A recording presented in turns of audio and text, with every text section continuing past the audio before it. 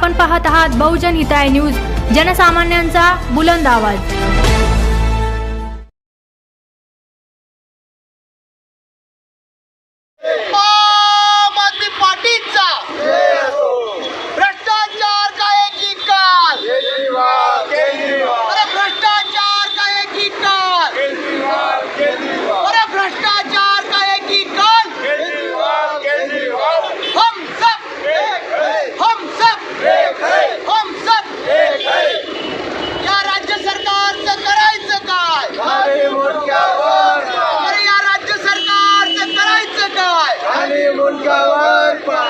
Paper फुटी हाय हाय, paper फुटे हाय हाय, paper फुटे हाय हाय, पेपर फुटे हाय हाय, पेपर फुटे हाय हाय।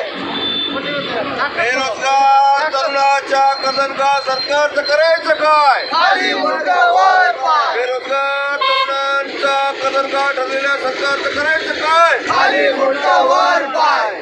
मुख्यमंत्री शिंदे हाय हाय, मुख्यमंत्री शिंदे हाय हाय। गुणवंत विद्यार्थ्यावर अन्याय करणाऱ्या सरकारचा धिक्कार असो, गुणवंत विद्यार्थ्यावर अन्याय करणाऱ्या सरकारचा धिक्कार असो, धिक्कार पेपर फुटी करणाऱ्या सरकारचा असो, धिक्कार। माझं नाव वैजनाथ राठोड आहे। मी महाराष्ट्र आम आदमी पार्टीचा सहसचिव आहे। आज महाराष्ट्रामध्ये सर्वत्र युवाच्या विषयावरती बेरोजगारी, पेपरफुटी या संदर्भात आक्रोश मोर्चा आम आदमी पार्टीच्या वतीने होत आहे। जो सरकार झोपलेला आहे, आंधळा आहे, याच्या विरोधात आम आदमी पार्टी सर्वत्र आक्रोश आंदोलन करत आहे। या सरकारला शेतकऱ्यांचा प्रश्न समजत नाही, युवांचे प्रश्न समजत नाही, बेरोजगाराचे प्रश्न समजत नाही। एवढ्या मोठ्या प्रमाणात हे तलाट्यांचा घोटाळा झालेला आहे। युवकांनी रात्रंदिवस बसून जी तयारी केलेली होती, त्या तयारी आज त्यांना फेल गेलेली आहे। आपल्या ओळखीच्या, आपल्या नातेवाईकाला ते पेपरफुटी करून त्यांनी नोकरी देण्याचा एक संकल्प केला होता, पण आम आदमी पार्टी ते होऊ देणार नाही। यासाठी आम आदमी पार्टी पूर्ण राज्यामध्ये आज हा आक्रोश मोर्चा काढत आहे। धन्यवाद।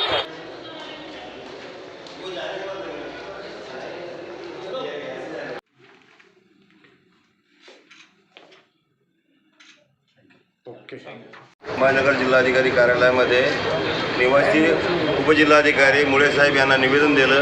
निवेदनामध्ये आम्ही स्पष्ट आमची बाजू मांडली आहे की गोरगरीब विद्यार्थ्यांच्या नावावर जे परीक्षा शुल्क जमा होतं, त्यानंतर पेपरफुटीचं प्रकरण होतं आणि त्यांची परीक्षा शुल्क परत मिळत नाही, त्यांना नोकरी मिळत नाही।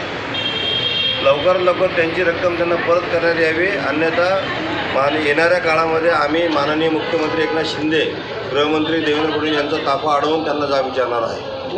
राज्यामध्ये ठिकठिकाणी पेपर फुटीचे प्रकरण घडत आहे, याच्या पुढची पवित्रा काय राहणार? आम आदमी पक्षाच्या वतीने यानंतर परत आंदोलनं घेऊन, वेळप्रसंगी जेल भरो आंदोलन घेऊन विद्यार्थ्यांना न्याय देण्याचं काम आम्ही करणार आहोत आणि राज्यभर आम आदमी पक्ष हा मुद्दा प्रखरपणे उचलणार आहे।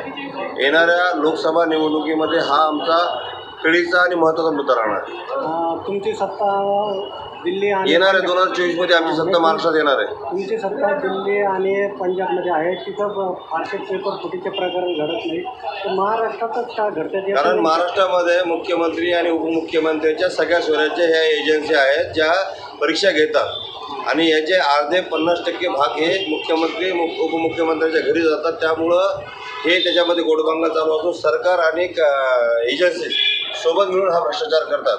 हा भ्रष्टाचार करोडो कोटी रुपयाचा आहे। नाही, आता तुम्ही सांगितलं पुढील सत्ता राज्यात आमची येईल, तर तुमची सत्ता आल्यानंतर काय करणार? आमची सत्ता आल्यानंतर सगळे शासन या योजना राबवणार आहे आणि परीक्षासुद्धा शासन घेईल आणि शासनाकडनं सरळ नियुक्ती येईल। सगळ्यात महत्त्वाचा मुद्दा म्हणजे खाजगीकरण आम्ही बंद करू। महाराष्ट्रामध्ये खाजगीकरण नावाचा शब्द राहणार नाही। धन्यवाद। आपलं नाव? संजय चव्हाण, जिल्हा संघटक, संभाजीनगर।